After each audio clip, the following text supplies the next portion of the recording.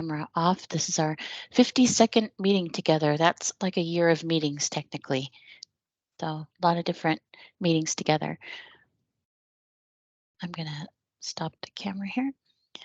So last week we talked about Chris's PR that we merged, and we had PR 297 that got merged. We talked about metering a lot, and we talked about the new construct from AMD, and we talked about moving to the Linux Foundation. So I was wondering this week, did anyone have a PR first they wanted to cover or something they wanted to cover? Well, did we get the updates too with all the comments from last week? Into the metering doc? Yeah, did the updates actually happen based on the comments? I believe they did. Prince, did they? I can look through my email to look for the GitHub notifications, but I know that a lot of comments came in and Prince was doing a lot of updating. Yeah, I updated based on our feedback, and the PR is also updated. I'm just waiting for that that CLA thing to pass for the merge. Looks like after we migrate to Sonic Linux Foundation. Yeah, not getting that. So did you talk to the group about the Linux Foundation? What happened over the last week, Christina? That's what I was going to do here. So because we did talk about, well, let me share my screen again. We did talk about moving to Linux Foundation, and then so over the last week, that's actually happened where we've migrated the Dash repo to Sonic Net, and the new URL, I'll post it, but it's going to be github.com/sonicnet/dash. So here.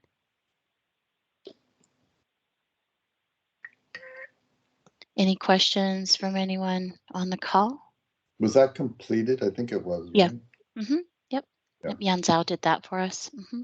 So then when does this affect how they communicate to this?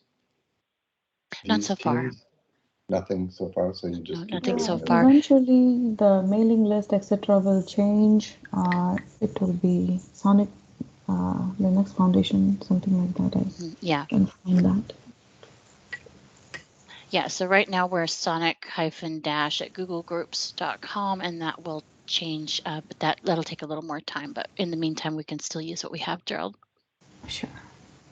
Yeah, it will change to the same thing Sonic's using. Sonic Foundation. There. Yeah. So the old URL is still forwarding to the new one, correct? Yeah. I hope we won't have to. I mean, I guess ultimately we'll have to change those hyperlinks in different documents that we have, which point to one or the other, and then otherwise those links will be broken. Actually, Christina, we should do a sanity check on all that. Like we assume that's all just works, but probably we need people to go through it and see if it does work. Yeah. And that's on my plate for sure. That's an action item for me before the end of the week. So I've had that on my plate. Yeah, it shouldn't be hard to do a grep command through all the MD files and look for URLs that are pointing to the old one. Yeah. Yeah, and a couple line sed script could replace everything globally. I don't mind taking a look at that. It's kind of thanks, Chris. Mindless gut work. Thanks very much. Yeah, we don't want people losing their work, so. Right. So and we won't. Okay. Any other questions on that, community team? Sorry, I'm managing multiple windows, so if I sound a little distracted. Do we need to do the same thing for the dash under OCP side? I'll check. I thought that would remain unchanged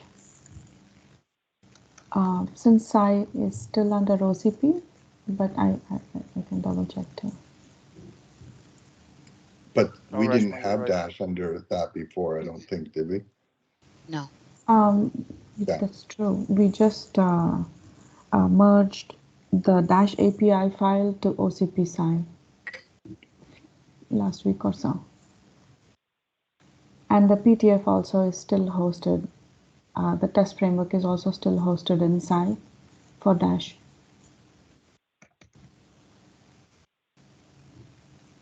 Yep. Thanks, Rashma. So was there ever a distinction between Psi for different kind of devices? Because Psi was a Psi. I mean, it never said Psi for switches and Psi for DPUs or Psi for Dash and so forth, right? So, I mean, are we really saying that, you know, that distinction is coming in? If we continue to merge, it's a whole different networking layer than Psi's ever tackled before, so it's somewhat different. There was even distinction between devices before. There was already Psi for gearboxes. So just check it out and make sure that there's no links again. If we don't have similar issues. If there's no issues, there's no issues. But... Okay, thanks. You definitely come under different governance when you move stuff under OCP and Linux Foundation. Okay. All right. Which I know that even in the Linux Foundation, we have to update the governance there. Yep.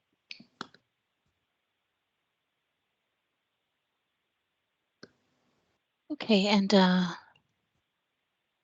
any PRs we want to cover today? Anton had some PRs. Yeah. Anton too. Oh, I'm in the wrong one here. Okay, Anton, do you want to display or do you want me to?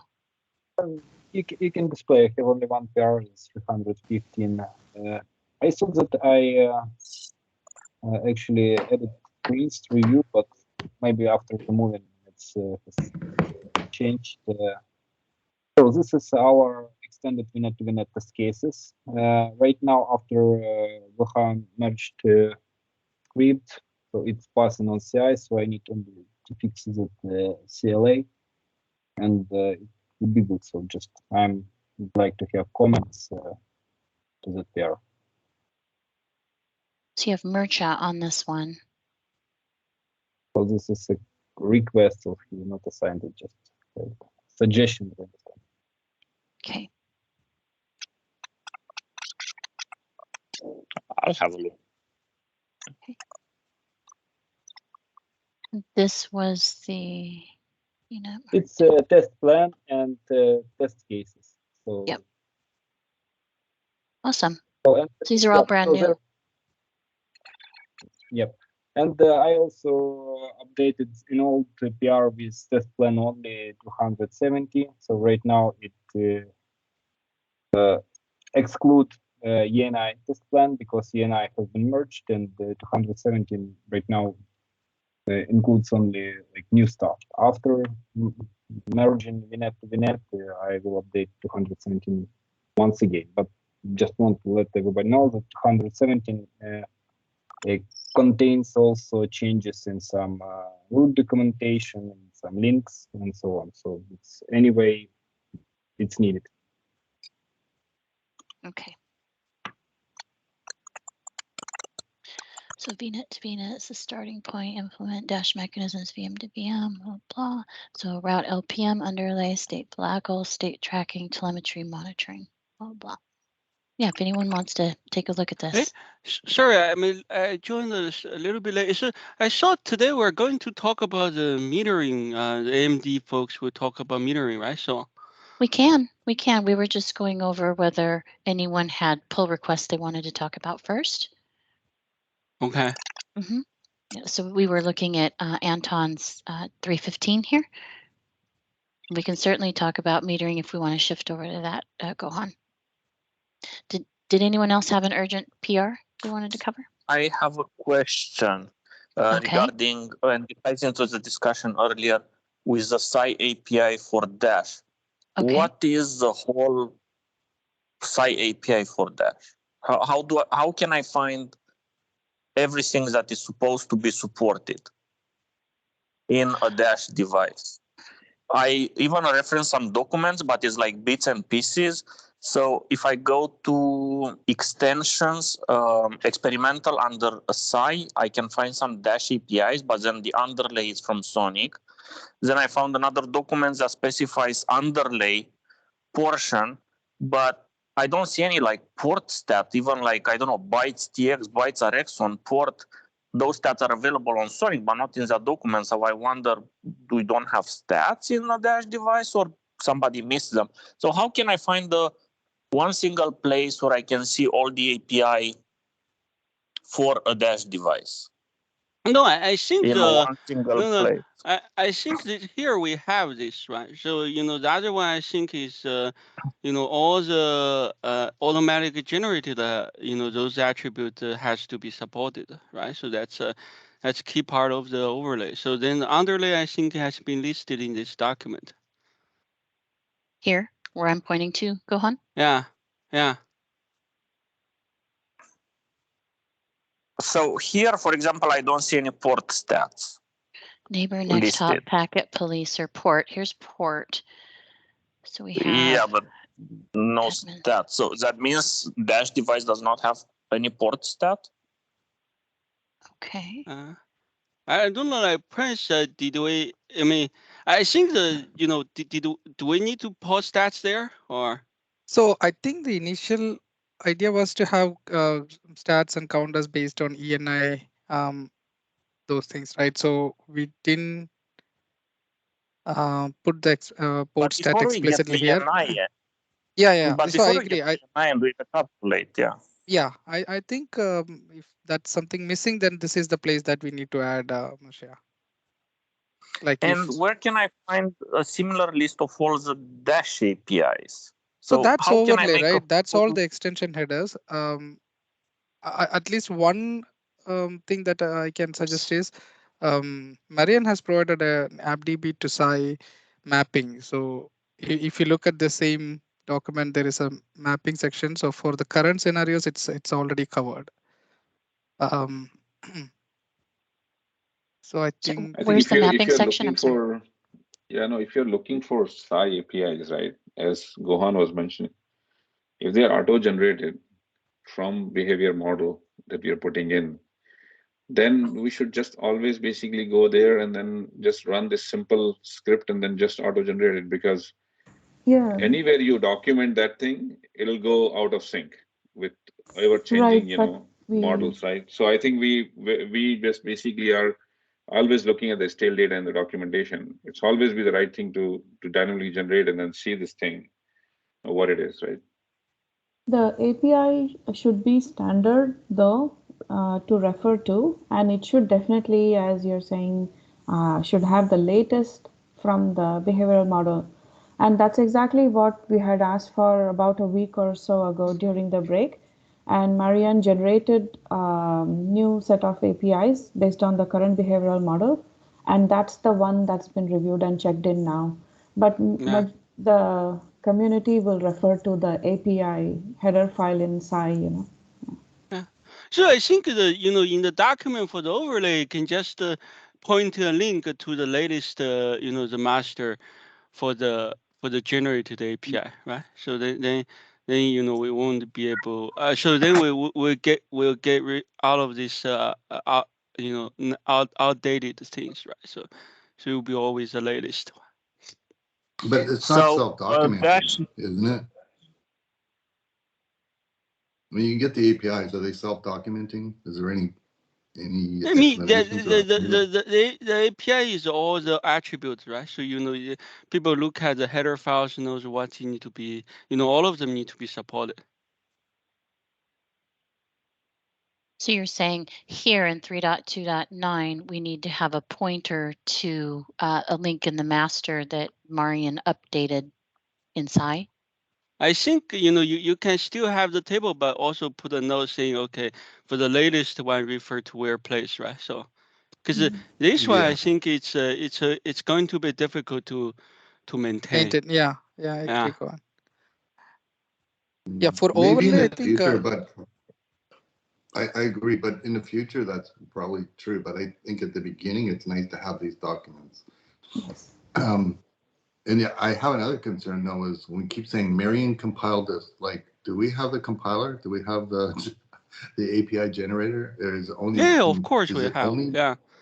Okay, so we can all do that. Yeah, I mean, we should add that link here. Yeah, add that link there. Do we have a similar way for the underlay? I'm trying to find a way to get all the APIs that the Dash device should support. Or for the underlay, I always need to reference to that README files that somebody needs to update manually.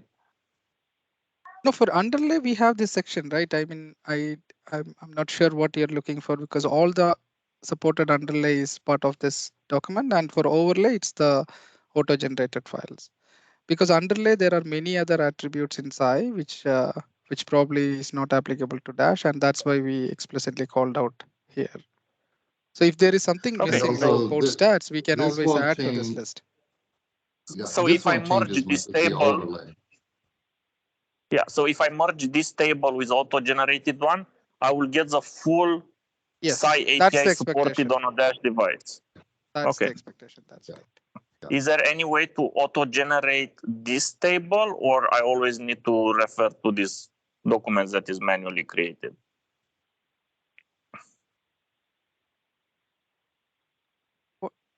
Is there any way to get programmatically the underlay portion? Same like I will do for overlay. For overlay, I'll auto-generate it, and I'll programmatically get it so I can have regression against it. But for this one, is there any way to get it programmatically, or I always have to do manual work? I'm not sure about that. Yeah, I don't think so. I don't think there is an auto-generated. I don't think there is an auto-generated thing for the underlay. So underlays are manually defined APIs. They are generated like sort of like they are referred back to the some Visio document as opposed to the behavior model. But however, these documents are not no way as auto-generated as we have it for overlay. Yeah, because what I'm trying to do is basically regression, where I can generate the whole list of API supported and then check against the device if it actually supports them, if they actually work or not. And, provide like data, hey, there are 300 APIs that need to be supported, only 297 worked or something. And these 3 failed. So I was trying to get the whole APIs that is supposed to be supported, and then from device I get the APIs that is supported. I check them, and I can run some regressions that way. So I get, okay, I'll input this manually from this table if there is no other. I do Besides remember. This table, go ahead. Besides this table and the auto-generated one, is there any other API or any other place where I should look for API, or this is all?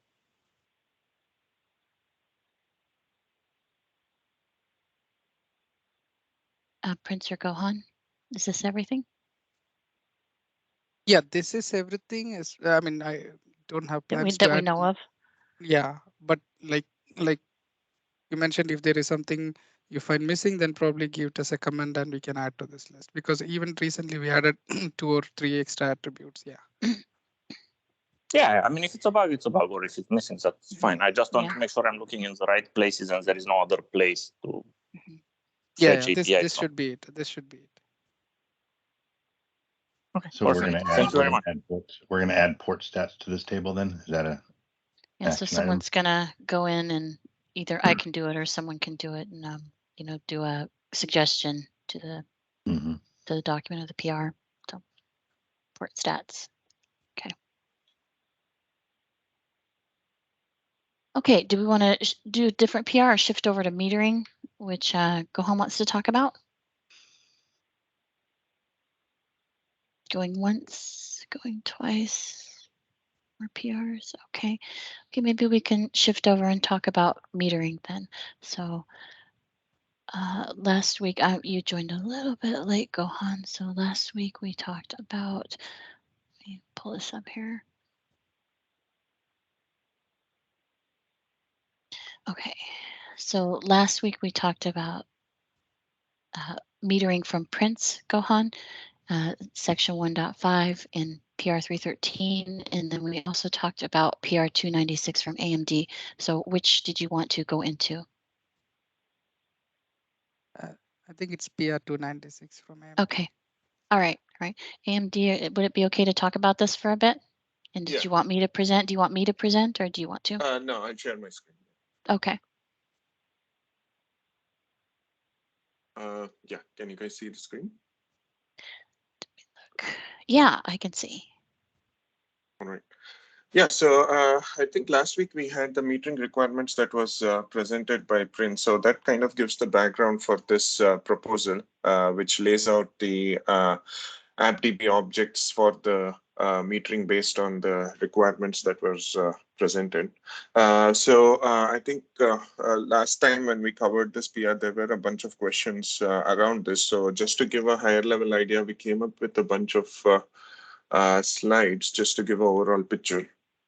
So I think we can go through these slides first to discuss the some of the concepts and then go back to the PR to look into the details. So, so this is the Dash outbound packet processing pipeline. So, so there is an extra metering policy that is being introduced right after the routing lookup. And this is separate from the security policies, which have an allow deny action. So the the result of this metering policy is a metering bucket ID. And the metering bucket IDs come from routing policy and mapping. And then finally, final bucket ID is fed into the metering update block, which actually updates the metering bucket TX and RX bytes based on the bucket ID derived in the pipeline beforehand. So this is just a high-level picture. So I guess the outbound packet processing pipeline is being, there is a small update to this by introducing this policy block. So just zooming into the pipeline. So, so these are the different blocks which are sorry, just one quick question on the back. If you could please go back. Yeah, there are two things. One is metering policy, another is metering update. Right. So what's the difference here? So yeah, I think this block was already present in the picture. So this is the block which actually updates the once the bucket ID's derivation happens from routing, mapping, and the policy blocks. And once the bucket ID is derived, the actual metering update, as in the incrementing the counters happens in the metering update block. Okay, so they don't happen in the metering policy. Instead, they happen in the metering update. But they both refer to the same bucket ID, is it? Correct, yeah. So I think once we zoom into the pipeline, it'll be much clearer. Okay. Essentially, right. So the policy derives the bucket ID, and the metering update goes and updates the counters on that bucket IDs. Okay, so you're waiting for probably egress processing before you actually update the number of bytes, is it? Yeah. So yeah, that is one way to look at it. But I think overall, the placement of the table really doesn't, it's not mentioned here because I think that's implementation specific. But semantically, yeah, you want the final bucket ID before you actually go and update the meter table. Sure. Yeah, so this is just a zoomed in view of the pipeline changes. So you have the ENI table, which now derives a meter policy ID. So a policy is attached to a particular ENI. And you also have the outbound routing table, which is now driving the meter policy enable and meter bucket ID. So the meter policy the result of the meter policy lookup is also a meter bucket ID. So if the policy is enabled, then the bucket ID coming from the meter policy table takes precedence over the meter bucket ID coming from the routing.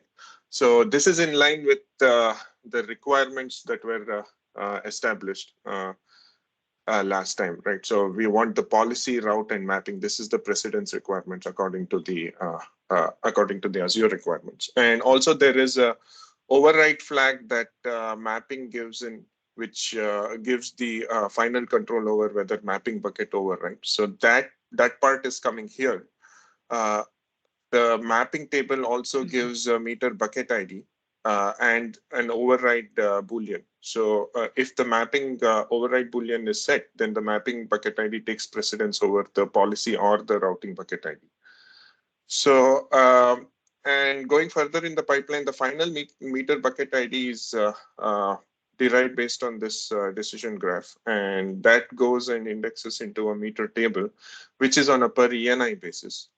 And you have the TX and RX byte accounting happening in that meter table. So I think that maybe last time we talked the TXRX, maybe it's not very accurate. Maybe inbound and outbound it would be more accurate. Yeah, so I think we the reason why the TXRX terminology is used is because I think in Dash, when we refer to inbound and outbound, we are referring to the first packet, or the if the VM reaches out, then it is referred to as outbound, and that itself can create the initiator flow and the responder flow. And the bytes corresponding to the initiator flow is accounted as TX bytes, and the bytes corresponding to the responder flow is accounted as RX bytes. Similarly, the inbound itself can create its own two flows if the first packet is an incoming packet to the VM, and the TXRX is coming from the initiator or the responder flow. That's why we thought just to disambiguate, right? We can use TXRX here and inbound outbound in the other case. So.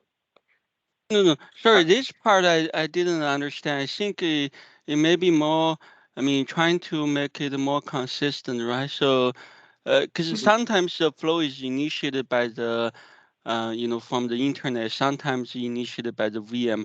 Are you saying, if the flow initiated by the VM, then the TX means from the VM to the internet. But if the flow is initiated by the internet, then the TX means that the packet is from internet to the VM. I thought that was a little bit what I mean. I in my thinking, I thought, maybe we should be more consistent, saying, okay, so if we are counting, if it's VM going out, it's always the outbound verse, and otherwise it's always inbound. Make the direction to the VM, so that in this case we can make sure, when we say inbound and outbound, we it's regardless of the initial packet direction. Yeah, I think I guess that the reason is Prince also added a clarification here in terms of the. I think Vijay, I agree with Gohan, because if we always set outbound as TX, right, there's no ambiguity there. Because if we say TX, just TX, right, then it depends on which direction the packet is coming, and then from internet, that means it will become TX, right? Yeah, that's the terminology, right? Yeah, I think that is fine. I think, right, in terms of referring to TX as outbound and RX as inbound. The only this thing is we need to be careful, because the outbound pipeline is very different from the inbound pipeline, right? So the same terminology, outbound, inbound, is used, but this metering derivation that we are talking about here is purely outbound. For example, if you see in the pipeline, we are starting from an ENI. That cannot happen when the packet comes inbound, right? We start from a VPC, we start from a source IP, and then a VNI, and inbound routing table. The inbound routing comes the other way around. So I think we need to be careful about outbound, inbound. I think if we agree that we understand the difference between outbound pipeline and the inbound pipeline, and it's not confusing to use the same terminology here, then I think we can use it. I think idea was, if you use outbound, inbound as TX, RX, then it gets a little confusing on how the inbound metering gets derived. But that's but I think the distinction needs to happen based on where these buckets or these meters are tied to, right? Because at one point we talk about connections, exactly. and then connections have flows, and then but it's not. They are not tied to flows, as I see it. What they're tied to, they are tied to routes or mapping Thing, entries, right? no, but Isn't it true? Hanif, one this thing is, isn't it that once we do this derivation, right? This is the potentially the first packet path, right? After that, once you have established the flow, you can just use the flow to short circuit everything.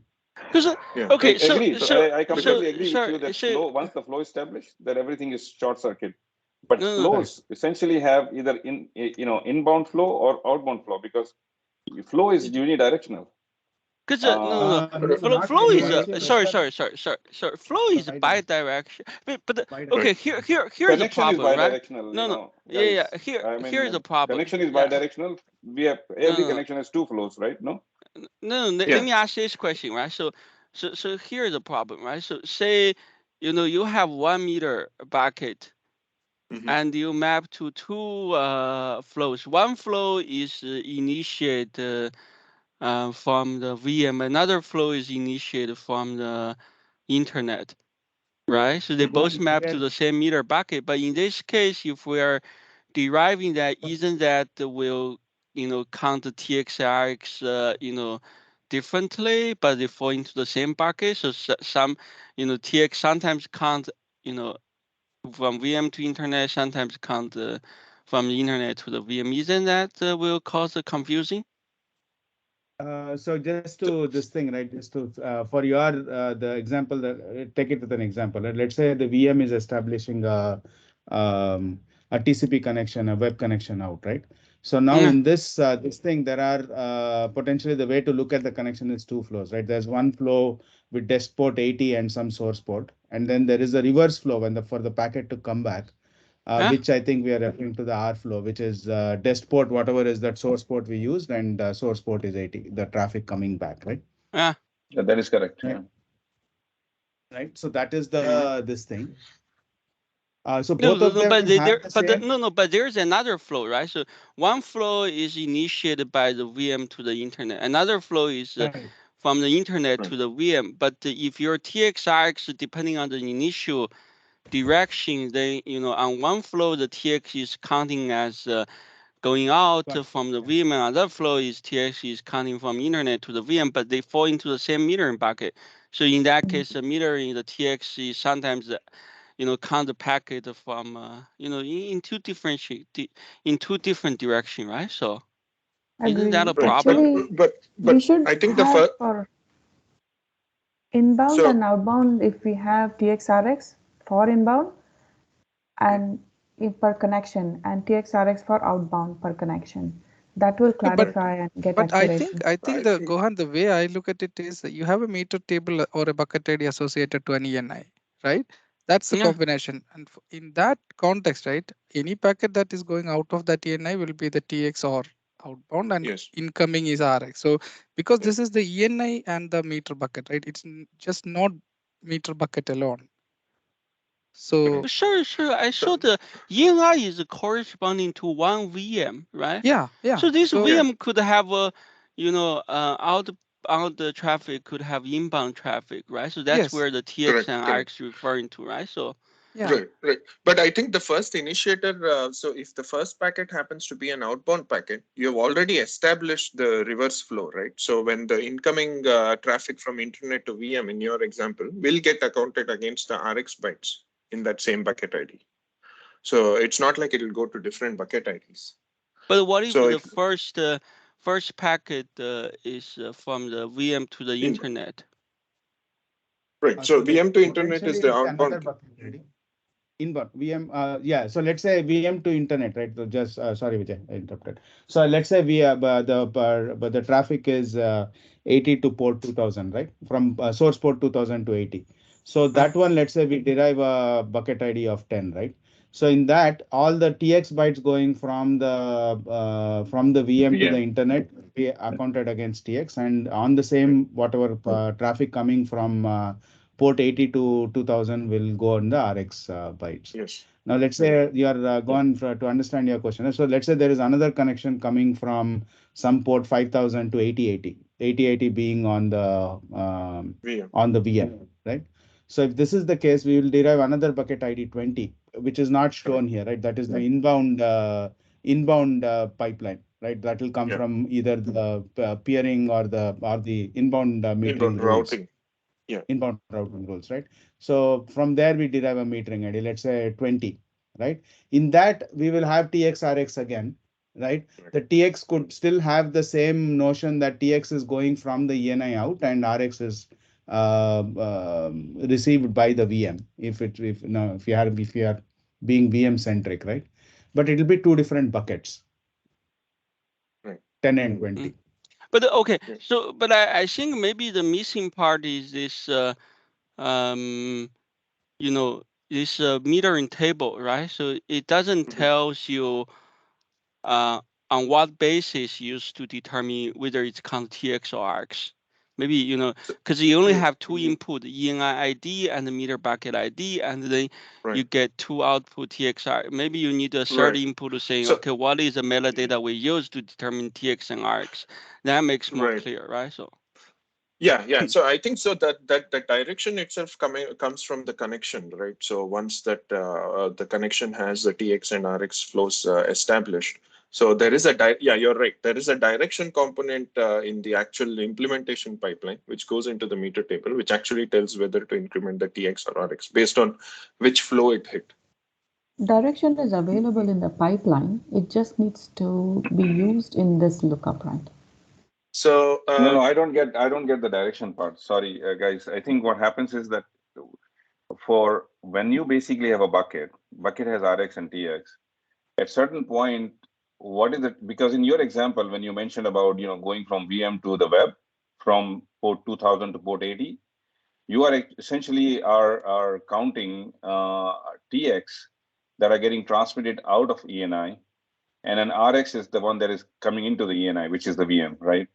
But if you flipped it into your second example, when the connection is originated from the web coming into 8080 on the ENI, then are the TX is still ENI centric, essentially saying that okay, or they are essentially saying that they are web centric. What is it? Right. So I think the TXRX here is based on the first packet, right? So that's where that inbound outbound versus TXRX the disaggregation applies. So for the second case where the internet is reaches out to the VM, you have the first packet as internet to VM case and the responder flow as the VM to internet case. So in that case, the same bucket is associated with both the flows. So if it is, so I guess it depends on how the direction is derived in the pipeline, so which is fed into the meter table. So I think, probably we can add some clarification there when with an example. I think Vijay, I think the concern is in the second example, are you going to increment TX bytes for the packet coming from internet or the RX byte? For the second example, for the inbound packet. Yeah, the one then which you said from 5000 to 8080, right? Yeah, which one are you thinking of implementing? So so on because it's inbound and initiator, it would be TX and RX. It would be flipped around if we use the same logic. I think that's where the concern is, right? Like right. So yeah, I think this needs to be spelled it out because otherwise it just basically says, I don't think it's sufficient to say that who initiated it because that information is lost. I don't think this information is basically carried or at least, is known, so to speak. So I think there's something else needs to give, right? Sure. So I think, we can add clarification on that. But I think the scope of this discussion was we were just focusing on the outbound side pipeline, right? So inbound is something that I think we haven't actually looked at. But I think once we look at inbound, we can add that clarification. But we need some way to. So what is missing on the inbound part? Sorry, I keep hearing that the inbound is not discussed or is subject to further discussion. I actually don't understand. So this is covering both inbound and outbound. I'm sure I missed that part. So which part is not covered? Why the inbound is not covered here?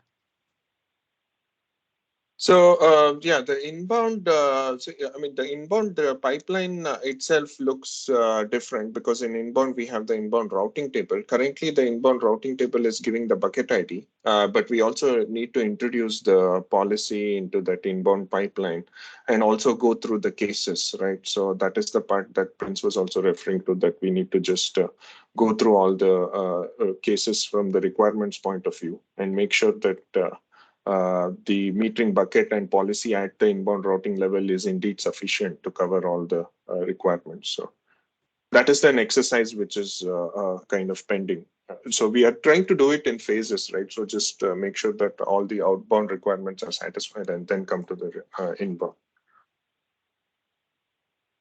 When you say all the outbound requirement is satisfied, but here the the counter is both the TXA RX.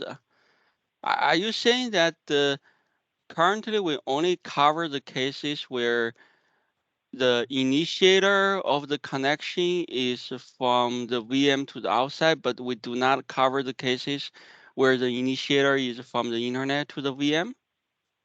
Yeah, I think essentially the outbound pipeline is when the initiator is from the VM to outside. So that's the part which is covered in this particular outbound pipeline. So okay, are you saying that currently the metering proposal is only counting all the flows that is initiated by the VM, is not counting any flow that is initiated by the internet from the VM? I think the thing is, yeah, we are just trying to go in phases, right? We want to just no. I understand we were trying to go phases, but I just want to get clarity on what has been covered, what's not covered. That is so true. For the yeah, that's right. So for the flows that is from the internet to the VM, they are not counted. They're not counted. It's not. Yeah, it's not covered in this, but eventually we should have. No, I understand eventually, but I'm just saying that once we implement the proposal, any flows that is initiated by the internet is not going to be counted. Correct. That's right. Yeah. Okay. Let's make that clear, right? So I didn't realize that that part of the flow is not covered. I think the language I see in the proposal is not clear enough for me to understand that some of the flows is not counted. Yeah, okay. So that's the reason why we have mentioned this outbound packet processing, and here also it's mentioned as outbound metered bucket derivation. But yeah, can add some more clarification. But let's get clarity, right? So because I didn't understand this. I don't know like how many of the community member understand that some of the flows are not counted at all. Yeah, I mean, not in this proposal, not yet, but it's we have to address that as well in the next one.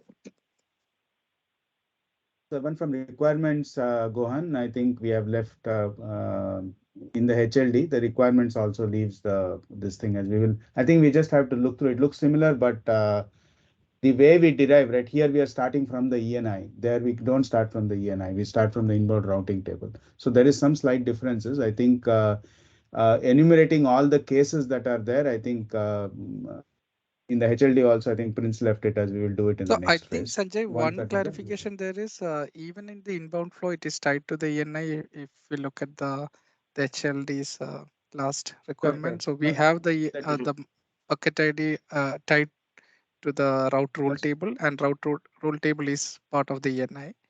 So the derivation I meant, the starting point where we start here, the beginning of the graph here, is the ENI. Okay. What I meant for inbound, it doesn't start there. So all I'm trying to say is the pipeline is different for the inbound. We have to look at those cases there, and then we can. Yeah, I think we may need to add another section for the dash inbound pipeline and the meter bucket derivation. I think that will complete the. Yeah. Correct. I think, one of the things that I'm basically grappling with here is that, without actually thinking end to end or having a holistic view of it, we just cannot design what the bucket and what the bucket's values are, like TXRX. As I was trying to basically say before, how do you really determine, what is TX referring to? Is it TX to the ENI or, TX to the web, right?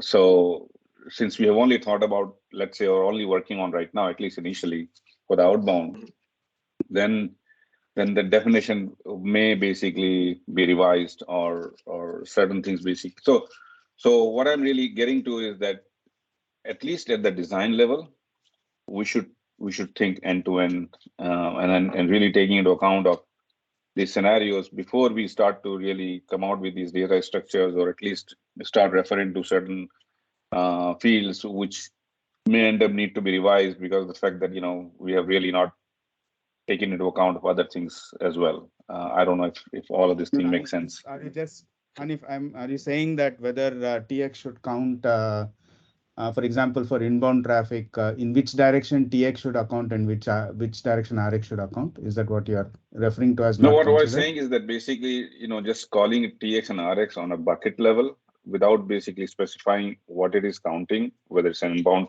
or I outbound think connection. that I thought that is clarified in the requirement, right? If you go back to the requirement, we clearly state that TX is outbound for an ENI and a metering bucket. It doesn't without. I mean, like it doesn't matter which direction the initial flow happened or not. Because if that's not the case, I think we have problem with accounting, right? Yeah. Right. So. Right. No, I think, Prince, I think the problem with this statement is that why this only cover the outbound flow associated with the metering. But I mean, it should, create it as a part of the VM initiated traffic. I think there's too many qualifiers in the this statement. Can we get rid of those qualifiers and say just plainly say the statement that okay, so TX means outbound traffic, means VM to the outside, and just make a blanket statement. Yeah, I will update too many qualifiers in the statement. Okay. Yeah, I think that makes sense. I'll just rephrase that statement and update the PR. Yeah. May so I think suggestions? Can we call it? One second, guys. Can we call it RX underscore inbound and TX underscore outbound, and it makes everybody happy? It's spelled in the name of the stat or something. You have both TX and inbound and RX outbound spelled there. No. Get rid of TX RX and just use inbound and outbound. Okay. Why we mention TX RX at all? Okay. And the other one is, if there is still discrepancy with inbound outbound, can we add the total and count the total and implement the total and finalize everything in total and then debate inbound outbound for as long as needed, but have a total done that is inbound plus outbound for a bucket? No. Why we add a third one? I mean, I don't get it. I mean, you should have a tool each count one direction, and that's it, right? So if you want total, add them up. Yeah. Yeah, I think that can happen at a higher level. But I think we can add, we need to just add some more clarification about what the XRX, and probably just keep it unified for outbound and inbound, irrespective of who is the initiator, right? That seems to be the feedback. I think more so it has to be, for the inbound also, right? We need to make sure how it is being built today, right? For the serious pipeline. What I mean is, if the accounting system, whatever is existing is, I hope it is billing the correct way. We can go back and look at, we probably need to reconfirm that, right? For the existing, So, Sanjay, when you say existing, you mean yours? Whatever is, I don't know. I think today, if it is being used as a bucket ID, and Azure is already billing in some way, right? Just to make sure that the TXRX, the notion that we are talking about here, is exactly how it is built. Otherwise, it will be build the other way in your Azure building systems right now. If it is. I see. So to clarify, which direction is inbound and which direction is outbound? Correct. For example, if it is on a VPC peering thing, if there is a peering rule and then they have inbound, outbound, then the direction in which the traffic is going, I think we need to make sure it's not ENI centric. Or it is ENI centric like we are talking about here. Okay. So who owns that? I can clarify that. Okay. Yeah, I think once that clarification comes, how we do it in the pipeline, we can, it seems to be a trivial thing. Trivial thing to know which one, where to.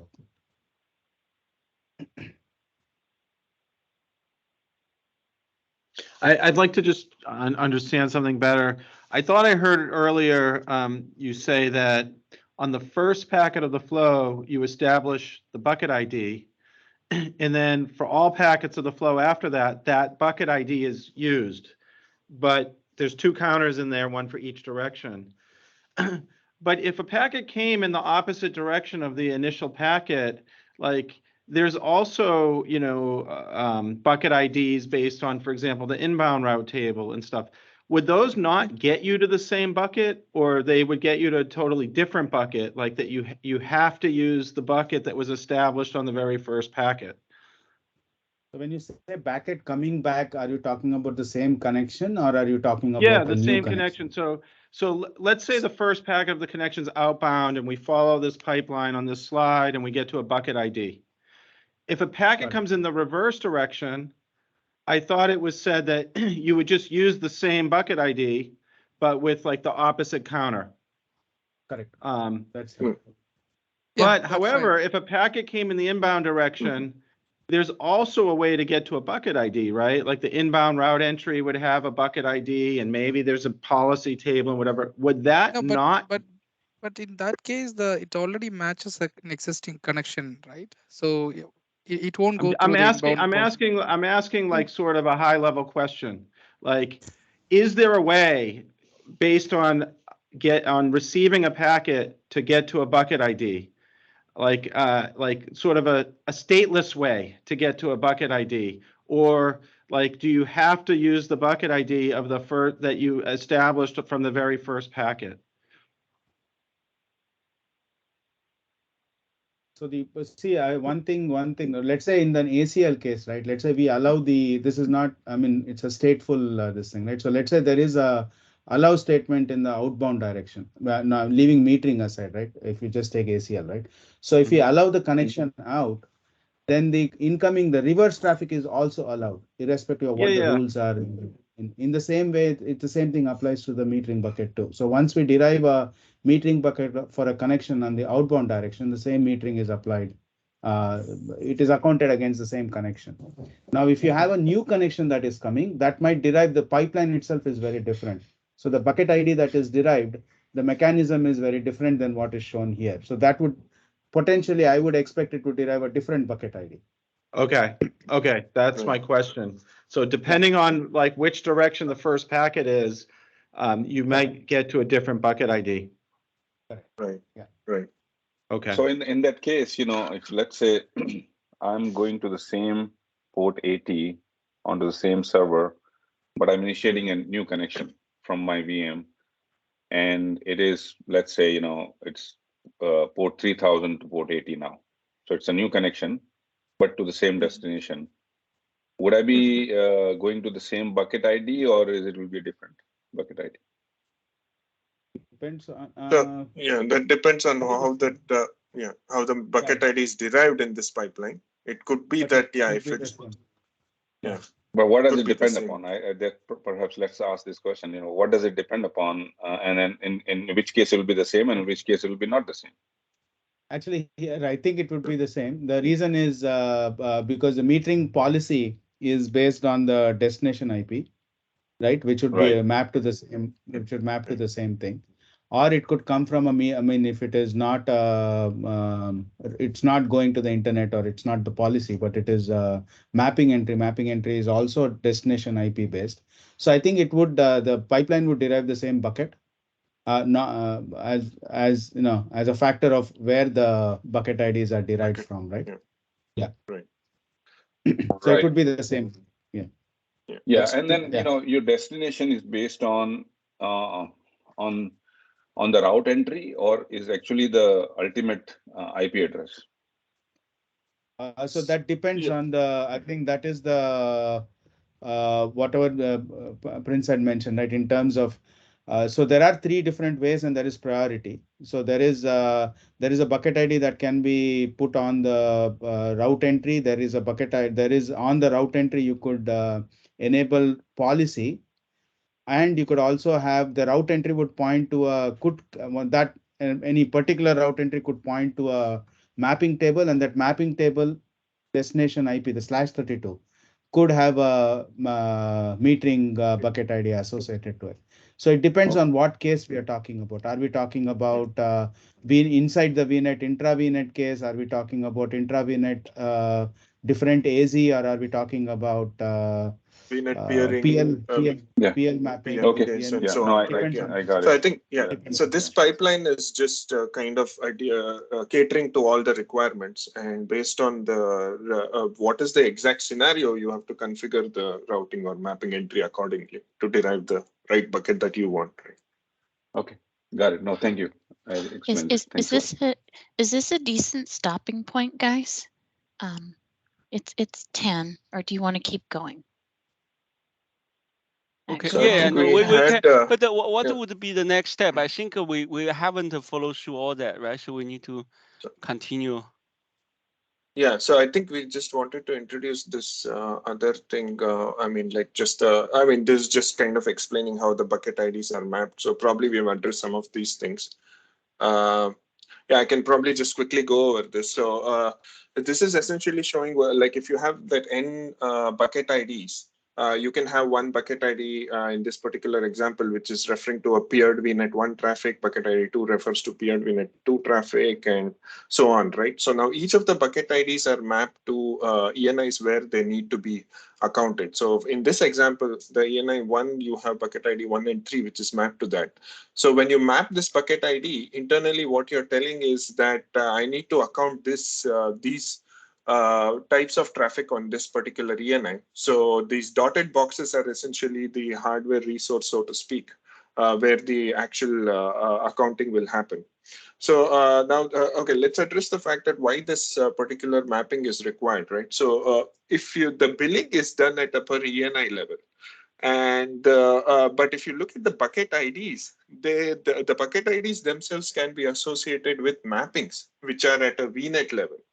Now, because the bucket IDs are associated at a mapping level, not all the mappings which are associated, not all the bucket IDs which are associated with the mapping are actually required on every ENI, right? So, for example, you might have ENI 1 VNet A having a peering relationship with VNet B, and VNet B might have a bunch of mappings and a whole bunch of bucket IDs, but only a small subset of those bucket IDs are actually relevant on ENI 1. So Vijay, right? Sorry.